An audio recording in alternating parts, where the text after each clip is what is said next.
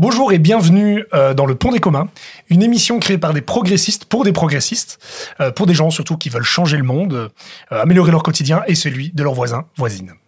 Le principe est simple, 45 minutes de discussion à bateau rompu, avec des invités en tout genre pour repenser, tourner sa ville et ses villages. Alors aujourd'hui, nous allons parler gouvernance, ou de l'art de gouverner en 2024. On l'entend souvent, la démocratie n'enchante plus.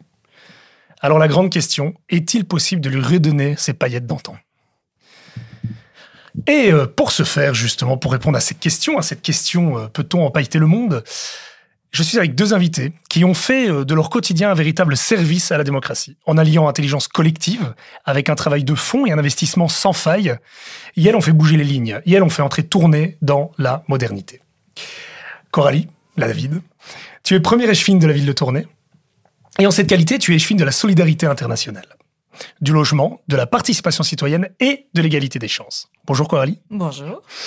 Joachim Chagia, tu es vice-président du Conseil de développement de Wallonie-Picarde, en représentant de qualité de la société civile. Et tu as, entre autres, initié les Jeunes donnent de la voix quand tu étais encore jeune. Et maintenant, tu passes un cran de la participation politique en te présentant aux élections communales. Bonjour Joachim. Bonjour Louis. Bonjour Coralie. Voilà. Et oui, bonjour Joachim. Et rapidement, c'est que je ne me suis pas présenté. Donc moi, c'est Louis Mariage, votre humble serviteur en ce jour, pour animer ce podcast. Alors aujourd'hui, on va parler démocratie, je vous l'ai dit. Mais la démocratie, c'est quoi finalement ? Quand on parle démocratie, on en parle tout le temps, à toutes les sauces, à toutes les formes. Tout le monde a sa vision de la démocratie. Mais s'il y a un élément qui est acquis, c'est que la démocratie, c'est une liberté qui n'est jamais acquise. Aujourd'hui, on le voit, la démocratie s'essouffle. On peut voir ce qui se passe aux États-Unis, mais il ne faut pas aller si loin que ça. On peut aller en Italie, on peut aller en France, on peut aller en Belgique. Il y a un véritable essoufflement. Cet essoufflement s'accompagne d'un essor du populisme, du discours facible. Pourtant, la démocratie, si on s'arrête un moment, si on prend le temps de souffler, elle est bienveillante. Surtout en Belgique. J'ai pu le vivre moi aussi en tant que député, où on n'imagine pas à quel point la société civile a son mot à dire dans cette société. Une société civile qui est bienveillante, avec des entreprises dynamiques, avec des syndicats très actifs, mais pas que. Pas que parce qu'aujourd'hui, la démocratie, depuis quelques années, suite au travail des progressistes de ce pays, il y a un nouvel essor, c'est l'intégration, la participation citoyenne dans les décisions publiques. Panel citoyen, commission délibérative, budget participatif. Alors, finalement, la démocratie, quand on regarde tout ça, on se dit, elle est à un tournant. Et ce tournant, vous l'avez emprunté, tous les deux ici, et c'est de ça qu'on va parler aujourd'hui. Finalement, comment on gère ce tournant, comment on roule dans ce tournant, à quelle vitesse on va. Et pour aller plus loin là-dedans, j'ai une première question pour toi, Coralie. Coralie, tu es échevine. Tu as donc un mandat exécutif, et tu décides. Alors concrètement, qu'est-ce que ça veut dire de faire participer les Tournaisiens ? Et Tournaisiennes, bien sûr. Alors déjà, faire participer, j'ai un peu du mal parce que pour moi, c'est tout le monde est dans la même barque. Mmh. Et pour moi, la démocratie, c'est que chacun puisse avoir sa place dans l'espace public, que chacun puisse avoir sa place au sein de la société. Et c'est ça qui fait démocratie, c'est qu'il n'y a pas d'exclusion. Quand on voit les autres partis qui ne sont pas démocrates, ce sont des partis qui sont excluants. Et donc, c'est vraiment l'inclusion. Et l'inclusion, ça veut dire que tout le monde doit avoir sa place. Alors, qu'est-ce qui fait qu'on peut changer les choses au niveau démocratie, au niveau local ? Moi, je crois que la première chose, c'est que chacun doit avoir confiance en l'autre. Donc, c'est rétablir la confiance. Alors, on dit souvent que le citoyen n'a plus confiance aux représentants politiques parce qu'ils paraissent loin, on ne sait pas très bien ce qu'ils font, sont des magouilleurs, enfin bon, voilà, tous les clichés qui peuvent exister. Mais moi, ce que j'ai observé, c'est que beaucoup de représentants politiques n'ont pas confiance non plus en la population, en se disant, de toute façon, la population sont des râleurs, ils sont toujours là pour râler parce que tout ce qu'on fait, c'est pas bien, voilà. Et on a aussi l'administration qui est là un peu au milieu des deux, qui est souvent mise à mal parce que le citoyen déverse un peu toutes ses frustrations et toutes choses qu'il trouve ne pas aller. Et lui est le réceptacle de toutes ces doléances et en même temps du politique qui donne des injonctions, etc. Donc voilà. Moi, je crois que la première chose à faire, c'est que chacun puisse avoir confiance en l'autre et chacun puisse mieux connaître les attentes de l'autre. Et je crois que les attentes sont légitimes. On ne peut pas se dire le citoyen n'est jamais content, le politique est toujours pourri. Enfin, voilà. Je crois que de part et d'autre, il y a de la bienveillance, il y a vraiment une envie de bien faire de façon générale, mais il faut apprendre à comprendre quelles sont les attentes de chacun et les contraintes de chacun aussi.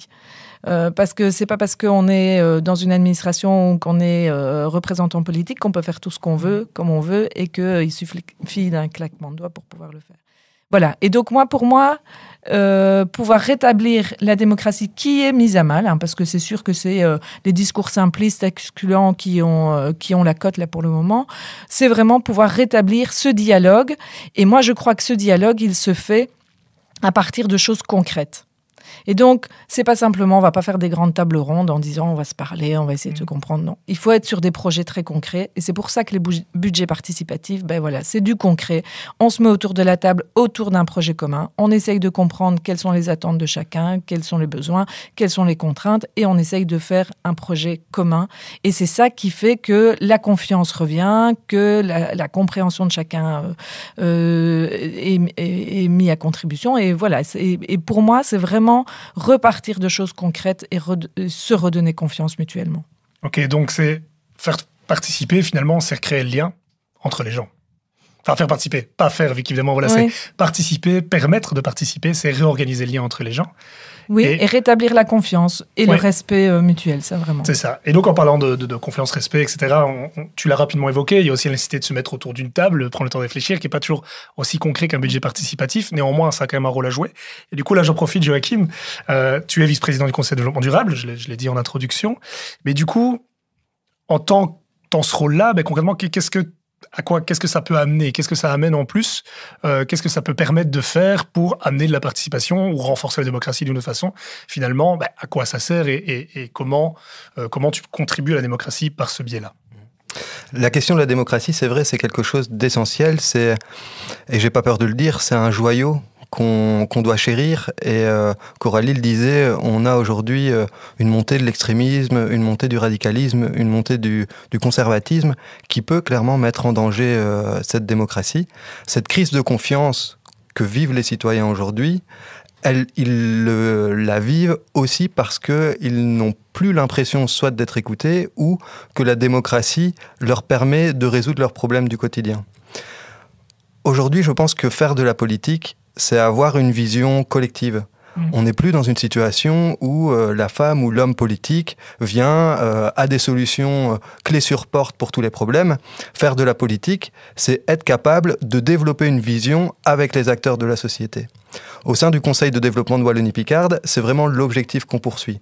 On a au sein de ce Conseil de développement des entreprises, des syndicats, des représentants de la mutualité, des associations, des acteurs vraiment du territoire qui viennent échanger entre eux, mais aussi avec le politique, pour construire une vision commune à l'échelle de 2050. Et c'est essentiel de mettre tout le monde autour de la table. Quand, par exemple, on parle de la question de l'emploi, qui est un vrai problème ici en Wallonie-Picarde, et en particulier à Tournai pour les jeunes. Résoudre cette question de l'emploi et des emplois en pénurie dont on parle tant, ça se fait avec les opérateurs de formation qui vont pouvoir justement former les demandeurs d'emploi sur des questions dont les entreprises ont besoin. Et si les opérateurs de formation et les entreprises ne se parlent pas, eh bien on a là un manquement. Et il y a comme ça plein d'exemples très concrets qui voient le jour grâce au Conseil de développement. Un autre exemple phare, c'est par exemple un arbre pour la Wapi. Un objectif qui a été fixé de planter 350 000 arbres avec les citoyens, avec les entreprises, avec les corps intermédiaires de la Wallonie-Picarde. Et donc, ça a été concret. On a distribué des plans d'arbres à tous les citoyens et on a largement dépassé le chiffre des 350 000. Donc voilà, c'est une problématique qu'on identifie, mettre des acteurs ensemble, réussir à développer une vision commune et puis concrètement la mettre sur le terrain pour développer le territoire. D'accord, vaste projet, tout ça. Mais donc pour revenir, là on a un peu sorti des frontières tournaisiennes, même si c'est le grand tournai, on est d'accord. Mais finalement, donc voilà, tu l'évoquais, la participation citoyenne, Coralie, c'est aussi une question de très concret, de terrain, de très local. Et voilà, durant ton mandat, tu as vraiment travaillé à créer un maillage à travers les comités de quartier. Comités de quartier, comités de village, qui a été, je pense, on peut le dire, sans timidité, quand même une belle réussite, et en tout cas un projet qui s'est bien développé en intelligence avec les citoyens et les Tournaisiens.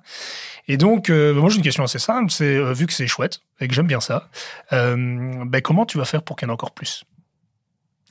Alors, on a la chance d'avoir pu engager une personne qui est coordinateur de la participation citoyenne. Et donc, la participation citoyenne, c'est pas uniquement mettre sur la table 70 000 € de budget pour le budget participatif, parce que c'est toute une dynamique qui doit être soutenue. Et donc, cette personne coordinateur aide des personnes, des citoyens qui ont envie de se lancer dans l'aventure de créer un comité pour le mettre en place, pour faire en sorte qu'il soit le plus représentatif du territoire qu'il couvre, et donc le quartier ou le village, et puis qu'il y ait des méthodes, parce que la participation, c'est aussi des méthodes pour être sûr que ça soit pas une personne qui décide de tout pour les autres. Voilà, il y a quand même toute une série de choses à devoir intégrer, et puis les aider à penser des projets, à pouvoir déposer une candidature pour le budget participatif, voilà tout ça.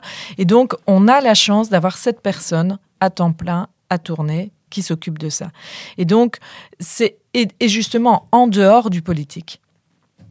Parce qu'il ne faut surtout pas que ces comités soit noyauté par le politique. Et ça, j'insiste vraiment. Et moi, ça a été ma volonté depuis le départ.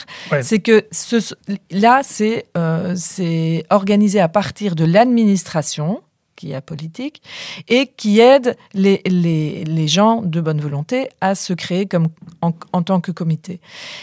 Et surtout, garder cette autonomie politique en tant que comité. Mais comment tu garantis ça ? Parce que c'est vrai que la neutralité... Enfin, pas venir avec la neutralité l'axiologique de Weber, là on partirait dans d'autres stratosphères, mais on n'est jamais neutre, jamais complètement. Et donc comment s'assurer cette déontologie, en tout cas ce fonctionnement pluraliste garanti au sein de ces comités ? Qu'est-ce que concrètement tu mets en place, ou quelle est la méthode En tout cas, jamais je n'ai parlé politique avec... je n'ai jamais demandé quelle était la couleur politique du comité. Certains m'ont taxé de se dire je privilégie un comité plutôt qu'un autre parce que sans doute il serait peut-être un peu vert parce qu'il avait juste envie de planter des arbres. Enfin bon, on est dans des caricatures parfois qui sont extrêmement difficiles, et je n'ai pas peur de dire qu'au sein du collège, ça a parfois été des discussions très difficiles, parce que pour certains, cette lunette de dire on n'est pas clientéliste et ce qui compte, c'est la participation de tous les citoyens, peu importe la couleur politique, c'est parfois difficile. Et donc ça, moi, c'est vraiment quelque chose auquel je tiens. Et c'est pour ça que je suis vraiment contente qu'il y ait quelqu'un de l'administration qui soit engagé pour ça, parce que l'administration, c'est le garant de la neutralité. Voilà, donc ça, c'est une première chose. Et puis, l'idée, c'est vraiment de pouvoir couvrir l'ensemble du territoire pour que les comités de quartier soient vraiment des relais aussi au niveau de l'administration et du politique pour demander l'avis sur toute une série d'initiatives qui pourraient être prises par la ville. Imaginons, on refait une voirie, ouais. On va demander l'avis des riverains en se disant, tiens, qu'est-ce que vous en pensez ? Une voirie reconfigurée de telle façon, est-ce que vous pensez que ça correspond aux besoins ? Et souvent, on a des remarques qui sont hyper constructives de gens qui utilisent, sont les experts d'usage, sont les gens qui utilisent les lieux et qui peuvent donner toute une série d'indications. Et donc, voilà, ça c'est... l'idée, c'est vraiment de pouvoir étendre sur l'ensemble du territoire. Et quand je disais le soutien au comité, c'est pas uniquement les budgets participatifs, on fait aussi des rencontres trimestrielles avec les comités pour vraiment créer une communauté de comités. Et donc, il y a une solidarité aussi entre les comités qui est vraiment intéressante et des partages de trucs et astuces, des difficultés qui sont rencontrées. Et puis, certains disent, nous, il nous manque un local. Il y a quelqu'un d'autre qui va dire, tiens, là, je sais que je connais un tel qui pourrait peut-être vous aider pour ça. Enfin, voilà. Et donc, il y a vraiment une solidarité entre les comités qui est vraiment extrêmement importante et qui veille quelque part aussi à cette neutralité parce que tout le monde peut avoir des tendances philosophiques, politiques, mais vraiment il y a cette veille de c'est pas ça qui compte au sein des comités. Ce qui compte, c'est les objectifs poursuivis, la cohésion sociale et le fait de pouvoir redonner aux gens le pouvoir d'agir, en fait, et en les soutenant dans leurs initiatives. Tu parles de pouvoir d'agir, et ça m'intéresse beaucoup, parce que s'il y a quelqu'un ici qui s'est emparé de son pouvoir d'agir, c'est Joachim, sache qu'on va pas le... Je me suis un peu amusé. Tu t'es bien amusé, c'est très bien, c'est ça la démocratie. Et donc voilà, à l'époque, avec d'autres, tu as initié le mouvement des jeunes donnent de la voix, après tu as enchaîné, tu étais coordinateur de Masure 14, voilà, tu as un peu bougé pas mal en mobilisant aussi la maison de jeunes, avec les jeunes, etc. Donc voilà, tu as fait toute une série de choses assez dynamiques. Et donc dans cette question de pouvoir d'agir, finalement, ce qui m'intéresserait, c'est de t'entendre un peu, tiens, comment toi tu perçois, comment on peut augmenter le pouvoir d'agir des gens? Parce qu'il y a les comités de quartier, ils sont possibles, etc. Mais avant d'entrer dans un comité de quartier, avant d'ouvrir la porte, avant de se dire, en fait, moi, je peux peut-être dire des choses intéressantes, il y a parfois une préparation. En tout cas, il faut convaincre les gens qui sont géniaux, qui ont le droit à dire. En fait, tu viens tout à fait sur la réponse que j'avais donnée, parce que on parlait de confiance, et je pense que c'est vraiment le cœur de la question. C'est avoir confiance en l'autre, mais aussi avoir confiance en soi, en sa capacité de changer les choses. Et je pense que pour certaines femmes et hommes politiques, ça les arrange bien finalement que le citoyen n'ait pas forcément confiance en sa capacité de changer les choses et confiance en lui. Si on arrive à créer le contexte pour que le citoyen comprenne, ait confiance, s'implique, je pense qu'on aura tout gagné. Nous, à l'époque des Jeunes donnent de la voix, par exemple, on était convaincus qu'on demandait certaines choses aux politiques, mais on allait aussi faire certaines choses nous-mêmes, sans attendre du politique. Et c'est comme ça qu'on a fait des salles de répétition, qu'on a mis des murs d'expression dans la ville, qu'on a créé un marché pour les créateurs, un commerce à l'époque, c'était plutôt un commerce pour les créateurs dans la rue Royale. Et donc, je pense que c'est ça le cœur du sujet.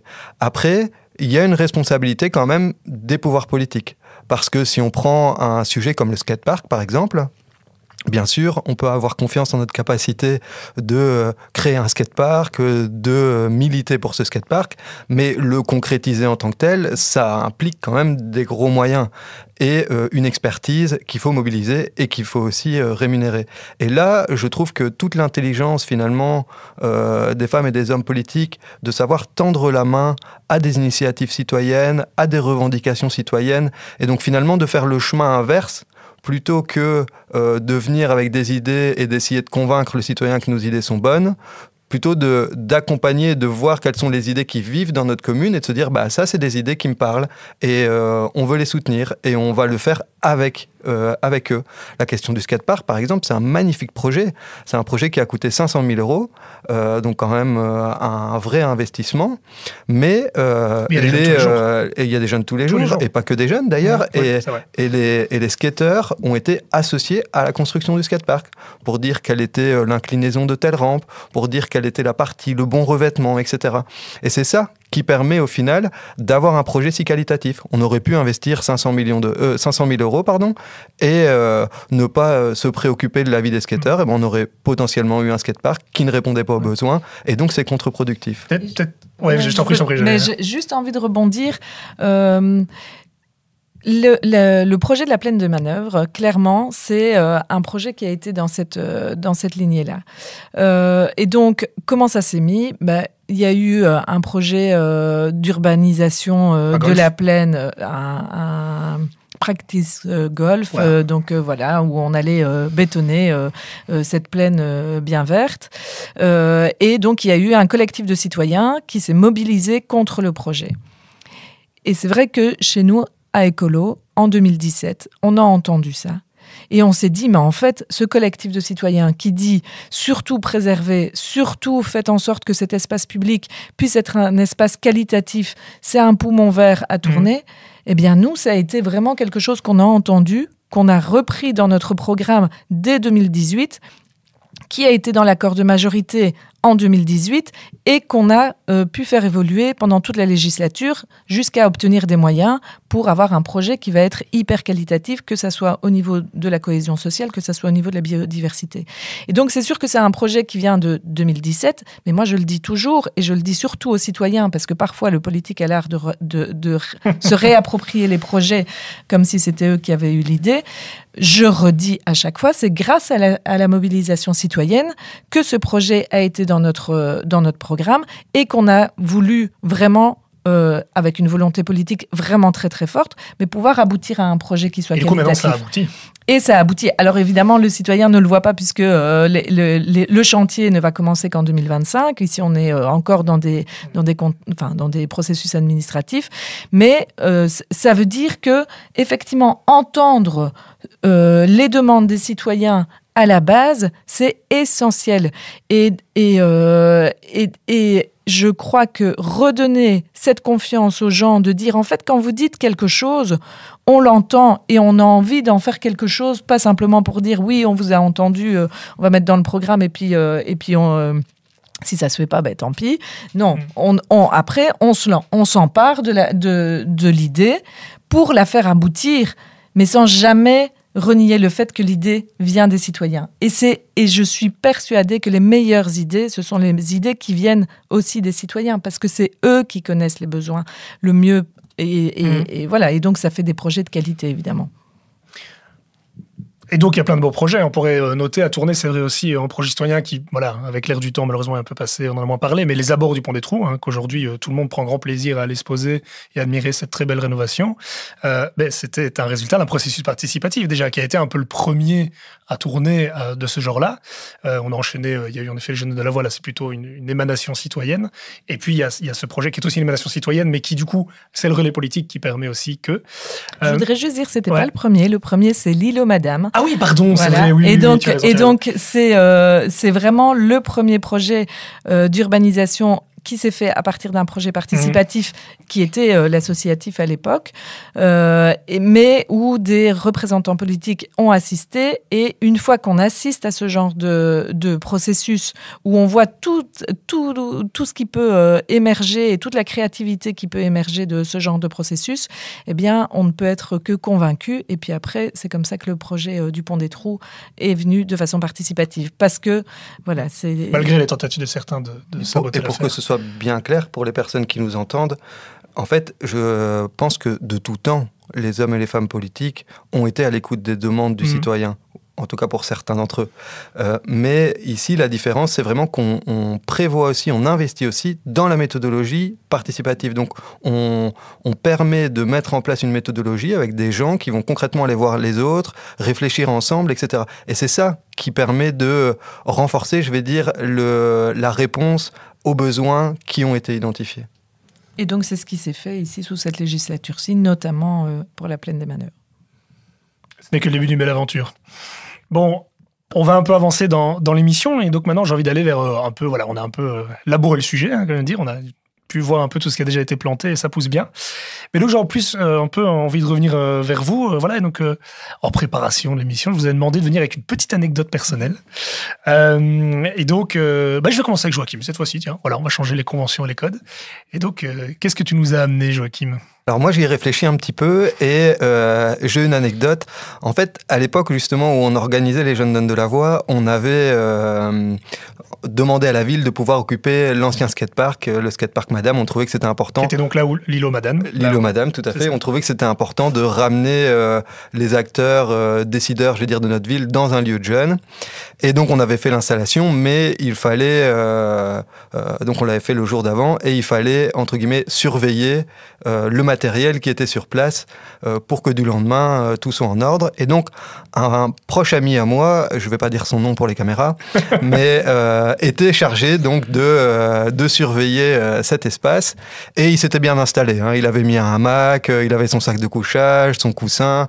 Il était préparé pour se faire une nuit à dormir dans le skatepark.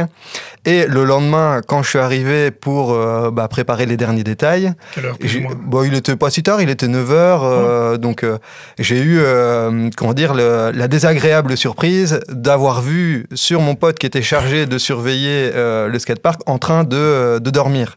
Et donc j'ai toqué, retoqué, j'ai essayé de lui téléphoner, rien à faire, il se réveillait pas.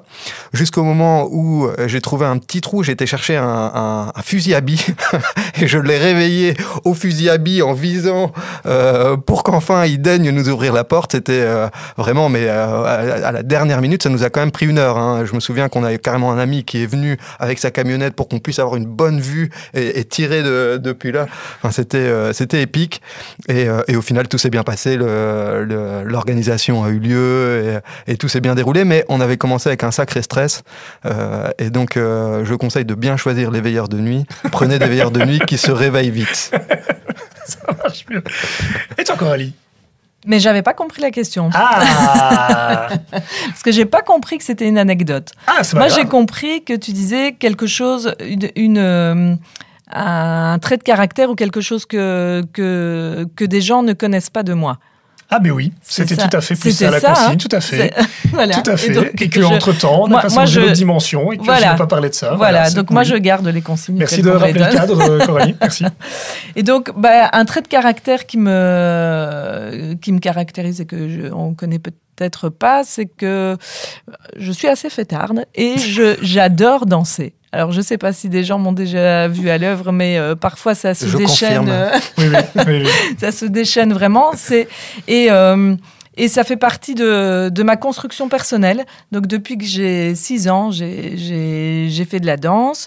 Ça m'a permis vraiment de m'épanouir. Et ça me conforte d'autant plus dans l'idée que en dehors de l'école, les enfants peuvent s'épanouir dans des activités qui leur correspondent le mieux, et notamment la culture, ça fait partie de l'épanouissement, le sport, etc. Et que parfois on néglige ça et qu'on le laisse uniquement pour les personnes peut-être plus nantis qui peuvent le faire et qui ont parfois des enfants qui ont 10 activités par semaine.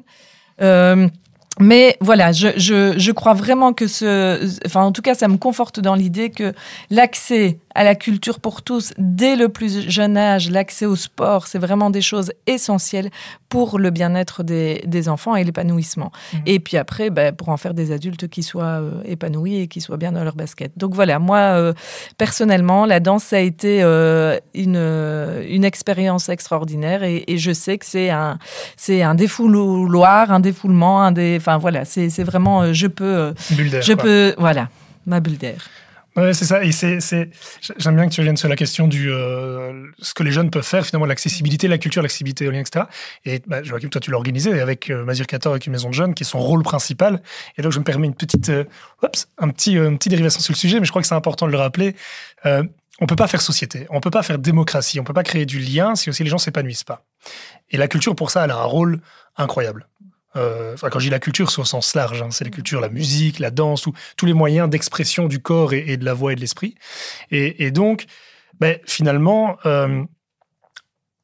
comment aujourd'hui aussi, c'est aussi au niveau local en tout cas, on peut permettre aux gens d'avoir plus accès à ça. Alors là, c'est une question incroyablement longue, donc je vais embêter 2 secondes.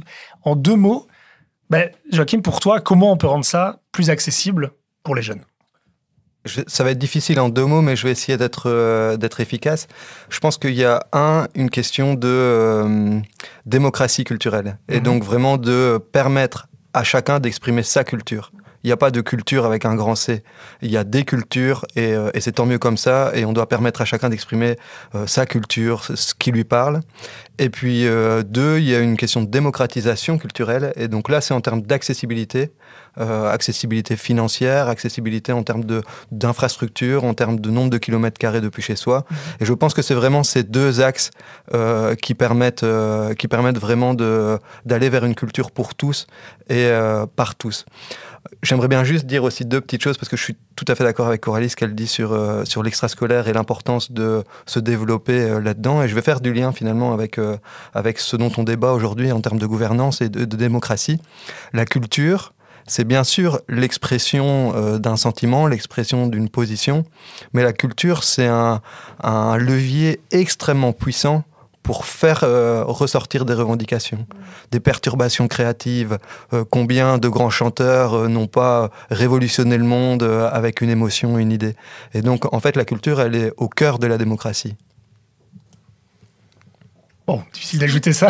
Je suis ajouté quelque chose. 100% d'accord. Et c'est vrai que pouvoir faire en sorte qu'il y ait des lieux proches de où habitent les gens, ça c'est hyper important. Je pense mon fils qui fait du foot, et puis en fait, en habitant Tournai, eh bien, on est obligé d'aller dans les villages pour faire du foot.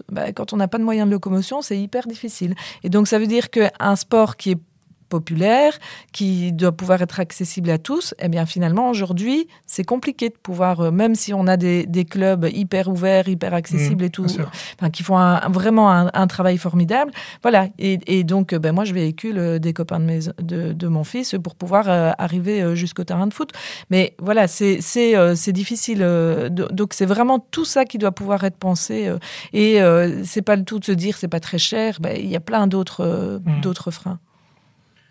Ok, d'accord. Bon, ça fait une belle parenthèse. Et je vais quand même vous donner ma petite anecdote à moi, quand même. C'est quand même pas, voilà, un trait de personnalité, en tout cas de parcours. C'est vrai que maintenant, quand je crois mon anecdote, j'avais suivi les consignes, un petit peu quand même. Et voilà, juste vous dévoiler. Donc moi, j'ai fait sciences politiques. Voilà, un parcours un peu classique. Mais j'ai failli faire un autre parcours de vie qui fait que je n'aurais pas été ici aujourd'hui autour de la table parce que je n'aurais pas pu. C'est que moi, j'ai failli rentrer dans l'Académie royale militaire. Moi, j'avais envie de faire l'armée. Je voulais être officier. C'était un peu, voilà. Pourquoi ? Et c'est pour ça que j'avais envie de faire cette anecdote en parlant de la gouvernance, parce que pour moi, c'était une manière, en fait, de rendre service au collectif.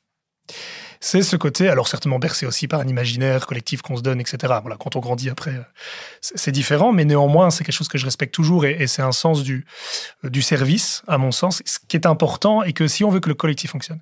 Et pourquoi j'évoque ça ? Parce que pour moi, le politique, ça reste ça aussi. C'est une question du service qu'on donne à l'autre.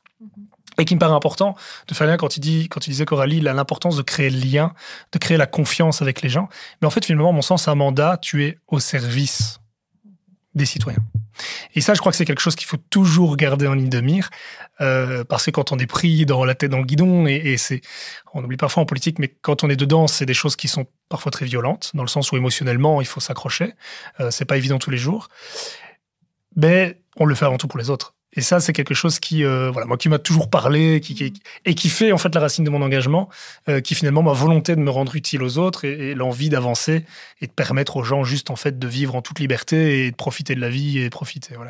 Voilà, c'était ma petite anecdote. Mais c'est quelque chose que j'ai remarqué chez toi depuis que justement le côté militaire. Non, ça j'avoue que ça m'a étonné. Mais plutôt le côté service au collectif. Et je tiens à le souligner parce que aujourd'hui, on est rassemblés finalement autour du pont des communs, aussi parce que tu as eu cette vision, cette implication, et c'est précieux. Et donc, merci aussi Louis pour tout ça. Merci. Oui. Je vais rougir quand je fais d'anecdote parce que sinon je vais être gêné. Alors, section suivante. Je vous ai aussi demandé d'autres choses parce que oui, moi quand je fais une émission, en fait, je fais rien, je demande tout aux autres. Alors, l'idée, je vous ai demandé de me citer un monument tournaisien. Alors, un monument tournaisien, oui, c'est une personne. Alors, les monuments en sens large, parce que, voilà, on a Tournai, on aime bien les belles pierres, donc on utilise le vocabulaire des Tournaisiens, et donc, on parle de monuments. Et voilà, je vous demandais, voilà, vous m'avez dit les personnes, mais je vais vous laisser les amener, et on va commencer avec toi, Coralie, cette fois-ci. Je veux dire, quel est ton monument tournaisien ? Quelle est la personnalité qui t'inspire à Tournai ? Moi, c'est Anne Bierna. Anne, je la connais depuis longtemps, par le boulot. Anne, c'est quelqu'un qui arrive à fédérer énormément de personnes autour d'un projet, qui est très ouverte sur je veux dire les aspects humains. Tout le monde peut adhérer à son projet, que ça soit des personnes de tout âge, que ça soit des personnes qui sont peut-être très affûtées sur les projets qu'elle fait avec beaucoup de connaissances ou pas du tout, qui viennent vraiment sans aucune connaissance. Enfin voilà, c'est vraiment quelqu'un qui arrive à fédérer énormément de personnes. Du coup, elle arrive à gravir des montagnes, mais c'est incroyable parce qu'elle met sur pied des projets. Bon, c'est quand même elle qui a été la cheville ouvrière pour mettre le carnaval en route. Bon, on voit ce qu'est devenu le carnaval aujourd'hui. C'est une institution. On oublie parfois, mais il n'a pas toujours été là, le carnaval. Hein. C'est des gens qui se sont dit à un moment donné, on veut faire la fête. Voilà. Et c'était vraiment l'associatif, hein, le citoyen qui a pris ça à bras-le-corps. C'est la fête de l'accordéon. On sait aussi que c'est une magnifique fête à tourner et où chacun a sa place. Et c'est ça, je trouve, qui est vraiment formidable chez Anne, c'est que dans tous ces projets, tout le monde peut s'impliquer à sa façon et tout le monde a sa place. On n'a pas l'impression que c'est le projet de Madame Mbierna, point barre. Et donc, je trouve qu'elle a vraiment cette faculté avec elle, la démocratie culturelle, c'est puissance 1000, quoi. C'est vraiment extraordinaire. Et puis, elle a une énergie. Moi, je me souviens, quand j'ai été à ses 50 ans, son anniversaire pour ses 50 ans, je lui ai dit « mais qu'est-ce que j'aimerais bien être comme toi à 50 ans ?» Alors, je ne sais pas si je suis comme elle. C'est ça. Mais c'est elle qui le dira. Mais voilà, je trouve que voilà, c'est vraiment une personne... et tout ça avec beaucoup d'humilité et beaucoup d'efficacité. Parce qu'avec Anne, il n'y a rien au hasard non plus. Tout est hyper organisé, hyper structuré. Et donc, on sait que quand on organise des gros événements, voilà, il faut avoir une rigueur vraiment importante. Et donc, sous des aspects peut-être qui sont bonne franquette et où tout le monde a sa place, eh bien, il y a aussi derrière cette rigueur et ce professionnalisme qui est vraiment fort important. Donc voilà, pour moi, Anne, c'est mon monument. Et un très beau monument. Joachim, ton monument à toi. J'aurais pu effectivement choisir Anne Mbierna aussi parce que j'ai eu l'occasion d'être stagiaire, figure-toi, à l'accordéon et je suis encore aujourd'hui membre de l'Assemblée Générale de l'accordéon. Mon frère y travaille en plus, donc c'est quelqu'un que je connais très bien. J'aurais pu aussi citer ma mère parce que de manière générale, quand on me dit choisis quelqu'un qui t'inspire, je choisis ma mère.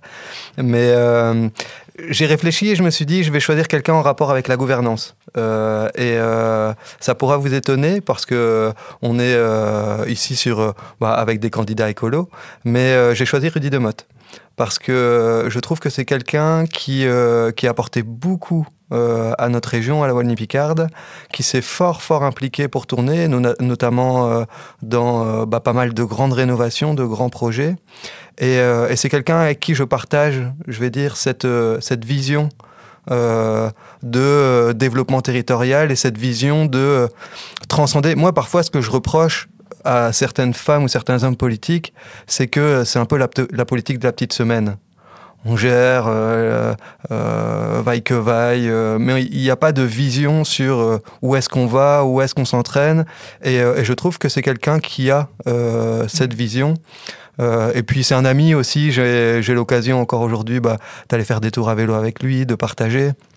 Et j'ai décidé aussi de prendre cette personne-là, parce que c'est aussi beau de montrer que la politique, c'est pas juste quelque chose de dogmatique.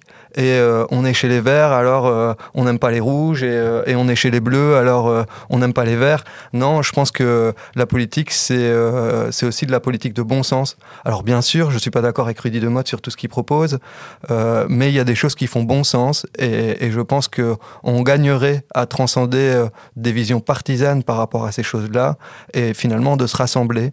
Voilà, si on parle du fait de mettre la Wallonie-Picarde sur la carte de la Wallonie pour qu'on ne soit pas considéré comme le Far West de la Wallonie, c'est du bon sens. Et si tous les partis politiques et tous les hommes et les femmes politiques de Wallonie-Picarde ne sont pas soudés, unis, pour travailler dans ce sens-là, on n'y arrivera jamais. Et donc voilà, je pense que c'est quelque chose qui est important, un double message d'une vision, un message aussi d'être capable d'aimer les idées des autres, d'être capable de se rassembler au-delà des partis, au-delà des carcans finalement, et d'avoir une vision peut-être plus nuancée sur l'approche qu'on peut avoir pour développer notre ville, notre territoire. Et qui fait lien finalement, c'est ce que tu disais tantôt, Coralie, quand la question de la nécessité, je ne vais pas dire d'être apartisan ou apolitique, mais si on veut faire de la démocratie participative et si on veut permettre aux gens de faire lien, mais il y a une nécessité aussi de tendre la main à l'autre et d'accepter d'aller vers ses idées aussi et pas que rester. Donc ça, je trouve intéressant que tu viennes avec Rudy Lemode là-dessus, parce que voilà, ça permet aussi de se dire, OK, il n'y a pas que, on reste pas chacun dans sa petite boîte en silo, et chacun a quelque chose à apporter. Et je voulais juste ajouter à ça, parce que moi, ça a vraiment été, je crois que c'était une claque qui pourrait être une évidence, mais voilà, j'ai été parlementaire 1 an, et j'ai eu une grosse claque. C'est que, en fait, tout le monde a raison. Ce que je dirais par là, c'est que quand je suis arrivé, je vais être à négocier, on a chacun nos idées, nos convictions, etc.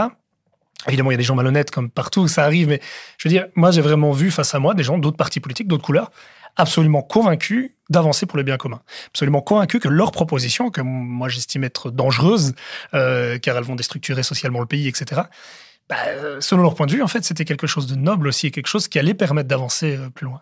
Et donc, finalement, la seule façon qu'on arrivait à trouver des compromis et permettre d'avancer, parce qu'on a Vivaldi, c'est ce qu'on a fait finalement, la Résonance attend toujours, et d'avancer, c'est à un moment donné se poser, dire, OK, toi, tu penses ça, toi, tu veux ça, moi, je veux ça. Eh bien, où est-ce que sont nos ponts communs? Où est-ce qu'on peut faire des avancées ensemble? Où est-ce qu'on peut se connecter? Et voilà, c'est une petite parenthèse. Et moi, je vais aussi vous partager mon petit monument tournésien. Vous allez me dire, je ne me suis pas foulé, mais d'un autre côté, ça me paraît important de le dire comme ça, parce que moi, je veux vous prendre Youssef Souad. Et je vais le prendre pour une raison, pour moi, c'est un monument tout récent. C'est-à-dire que Youssef, voilà, je l'ai suivi un peu de loin, j'avoue que c'était pas plus que ça mon style de musique. Je vais être franc. Voilà, pourtant j'aime bien le rap, voilà, mais je n'avais jamais vraiment tout à fait suivi, j'ai écouté quelques fois, mais ça me parlait pas. C'est comme ça la musique, c'est les tripes, des fois ça parle, des fois ça parle pas. Et puis il se fait que récemment je suis devenu papa.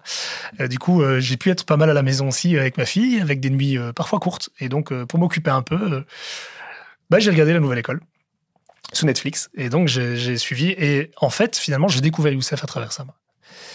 Et bordel, il m'a touché. Et maintenant, j'avoue, encore aujourd'hui, dans ma bagnole en venant, paf, j'écoutais un de ses titres. Et en fait, plus j'écoute et plus je me dis, en fait, c'est marrant parce que je repère à travers ce mec, au-delà de son talent et toutes ses qualités, je sens qu'il est tournésien. Et il y a un truc. Alors, c'est peut-être sa façon de dire les R, parce que la tournée, on est de façon particulière de le dire. Mais voilà, moi, il y a quelque chose qui me parle. Et donc voilà, moi, mon monument, c'est Youssef, parce que je trouve qu'il apporte beaucoup. Comme il dit lui-même, il a mis tourner sur la carte. Mais au-delà de ça, je trouve que c'est pas seulement un mec connu qui a remporté une émission, c'est surtout un mec talentueux qui dit des choses intéressantes et intelligentes et qui a remporté l'émission. C'est cool. Et si je peux te compléter, je le connais bien, hein, puisque on a grandi dans le même quartier social, quartier du Maroc, l'un en face de l'autre. Et je pense qu'on a besoin de symboles aussi. On a besoin de personnes qui montrent que c'est possible, qu'on peut croire en nos rêves et que c'est pas juste être utopique. C'est un moment se donner les moyens, continuer à rêver, et que ça marche pas, continuer à y croire. Je pense que c'est une des clés de la réussite et du bonheur. Ouais, tout à fait. Pour aller atterrir tout doucement, parce qu'on arrive, l'heure tourne, hein, je demandais, pour citer une idée phare, une idée forte dans les propositions d'écolo qui vous tient à cœur. Et vraiment, si demain je vous dis, vous êtes bourgmestre en même temps vous êtes les 39 conseillers communaux en même temps, vous êtes des personnes formidables qui font tout. Quelle est la mesure que vous mettez en place tout de suite? Coralie, Joachim, quand vous voulez, vous me dites. Moi, il y a une idée que j'aime vraiment bien et qui se résume simplement, c'est un comité et une maison de village dans chaque quartier. Et je trouve que c'est finalement la base de notre discussion. Un comité de quartier, c'est un endroit où on peut se retrouver, penser son quartier, son village avec ses voisins. Une maison de village, une maison de quartier, c'est un endroit où on peut justement habiter, finalement, à un lieu commun où on peut habiter. Et pour moi, c'est quelque chose d'essentiel en termes de gouvernance. Et donc, c'était un peu ça dont on parlait aujourd'hui. Et c'est une mesure phare, simple. Alors, on n'y arrivera pas demain, tout de suite, mais d'avoir cette vision, cette ambition pour nos quartiers, pour nos villages, je pense que c'est quelque chose de fort. Bon, vous savez que j'ai un peu une brique dans le ventre, puisque le logement, pour moi, c'est hyper important. Alors, c'est au-delà du logement, c'est le patrimoine immobilier de la ville. Donc, la ville a un énorme patrimoine, pas uniquement des vieilles briques ou des vieilles pierres, c'est vraiment plein d'écoles, plein d'anciennes maisons communales, de cures, voilà, on a un patrimoine énorme. Et ce qu'il faut, c'est vraiment le gérer de façon efficiente, de façon efficace, parce qu'aujourd'hui, on ne sait pas très bien qui occupe toujours les locaux, on ne sait pas dans quel état ils sont, on ne sait pas quelle rénovation il faut faire, les rénovations énergétiques et tout ce qu'on veut. Enfin, voilà, il faut prendre chaque bâtiment, savoir si on le garde, qui l'occupe, qui pourrait potentiellement l'occuper autre que les occupants actuels, parce qu'il faut faire en sorte que ça soit partagé un maximum. On a par exemple l'ancienne maison communale de Warchin, aujourd'hui qui est occupée par un comité, où il y a un membre une employée, et puis, mais ça veut dire que tout un rez-de-chaussée d'une ancienne maison communale d'un village qui vit est occupé par un comité. Aujourd'hui, moi, ce que je fais, c'est de faire en sorte de rénover cette maison communale pour faire en sorte qu'elle puisse être partagée avec plusieurs comités, avec d'autres associations qui en ont besoin pour faire vivre le village aussi, parce que les besoins sont énormes au niveau du village, et faire en sorte que ça ne soit pas la propriété, quelque part, d'un comité qui a eu la chance de l'avoir à un moment donné et qui le garde bien. Voilà. Et donc, c'est vraiment pouvoir faire en sorte que tous les biens de patrimoine immobilier de la ville puissent être utilisés de façon qu'un maximum de citoyens puissent l'utiliser et faire en sorte que ça vive un maximum. Voilà. Et donc, ça rejoint aussi les maisons de village, parce qu'on ne le sait pas, mais il y a aussi beaucoup de patrimoine dans les villages qui pourrait être mis à disposition, peut-être. Il faut analyser évidemment l'ensemble des villages. Il y a la question de la gestion, l'occupation, qui a la clé, etc. Voilà, c'est toutes des choses, mais il faut avoir un lien, il faut pouvoir communiquer avec les gens pour pouvoir créer ces endroits, ces lieux communs. Donc, et peut-être aussi des endroits qu'il faudra revendre, parce qu'on a aussi des biens qui sont en train de se dégrader fortement, parce qu'on n'a pas les moyens de tout garder, et donc il faut faire des choix. Et avec les moyens de la revente, pouvoir rénover un bâtiment pour qu'il soit vraiment utilisé et arrêter que ça soit des trucs à moitié occupés. Et finalement, toujours dans cet esprit de redynamiser les quartiers, les villages, la commune, rester dans cette logique. Avoir des écoles qui soient correctes en termes de bâtiments. Enfin bon, voilà, c'est l'ensemble, vraiment.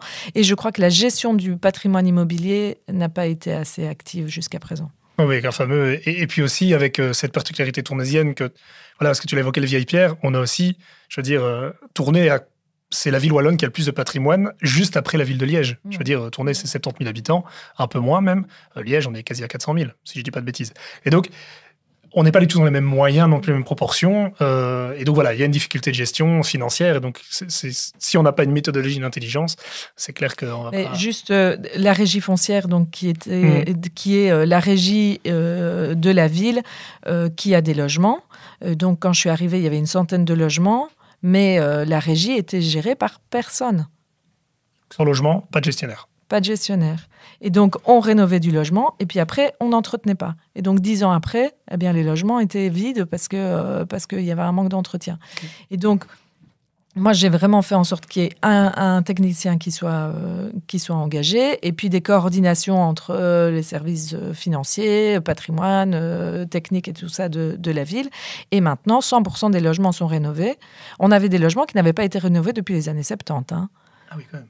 Et donc, maintenant, 100% des logements sont rénovés. On a dû revendre certains bâtiments qui ne semblaient pas correspondre aux besoins de la population. Et qui ont permis de rénover aussi. Et qui ont permis aussi de rénover. Et donc, voilà. Et ça a été fait en une législature. Il a fallu une législature pour tout assainir. Mais maintenant, on a un patrimoine qui est complètement assaini, qui fonctionne bien en termes de gestion et où la gestion locative est donnée en gestion à l'agence immobilière sociale parce que ce n'est pas une ville qui sait faire de la gestion locative. Et aussi, juste petite parenthèse, et il va falloir qu'on atterrisse juste sur la question, et je te donne la parole, Joachim.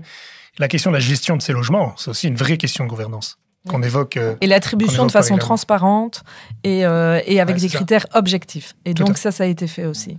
Mais moi, je suis content que tu parles de ça parce que je trouve que c'est montré par l'exemple que c'est au-delà des promesses. Enfin, je veux dire, quand on connaît un petit peu ton parcours, tu as commencé finalement en tant qu'assistante sociale dans une maison médicale, tu as après travaillé au droit du logement et lorsque tu es devenue finalement échevine, tu as montré que c'était aussi possible d'avoir des changements concrets. Moi, je veux dire, les comités de quartier, c'est quand même près du double au niveau du nombre de comités de quartier. Avant, après, la régie foncière, c'est une utilisation de l'immobilier communal, finalement, de manière saine, sereine et au profit de tous. Et donc, bravo aussi pour ce travail-là, parce que aujourd'hui, mais c'est vrai, aujourd'hui, finalement, tu viens devant l'électeur avec un bulletin, bon, moins bon en fonction de l'électeur, mais je trouve que c'est intéressant de souligner ça. Il y a un bulletin et il y a des choses dedans. Et ça, je voudrais juste... Et je vais conclure là-dessus, en fait, tout simplement. Déjà, merci beaucoup de votre présence et de votre temps pour cet exercice et ce moment d'échange. Toujours intéressant de pouvoir échanger de projets de démocratie et puis aussi d'échanger d'idées constructives, progressives qui veulent trouver des solutions. On n'est pas juste ici pour taper sur les autres, c'est pas l'enjeu. Et donc voilà, un grand merci pour toutes ces idées, ces propositions, ces projets, ce travail qui est fourni au quotidien. Je le disais en introduction, mais je pense que la discussion le démontre encore une fois. Vous êtes deux personnalités qui vraiment, dont le quotidien fait que notre démocratie se renforce. Et donc, un grand merci pour ça. Et donc, je vais conclure là-dessus. Un grand merci d'avoir suivi cette émission, écoutée. Et on se retrouve pour d'autres formats, d'autres contenus, d'autres sujets. Bonne journée.